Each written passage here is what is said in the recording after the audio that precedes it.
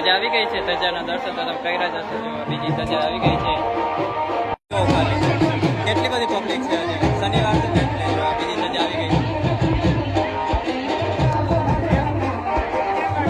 તમને લોકોને કઈ ખબર ના હોય તો હું કહું, કેમ કે દ્વારકાધીશની ધજા છે ને ટોટલ 6 ધજા ચડે. સવારે 4 ચડે છે અને બપોર પછી 2 ચડે છે. આખો દિવસમાં ટોટલ 6 ધજા ચડે છે.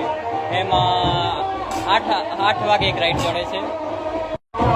બીજી ધજા 9:30 ચડે છે.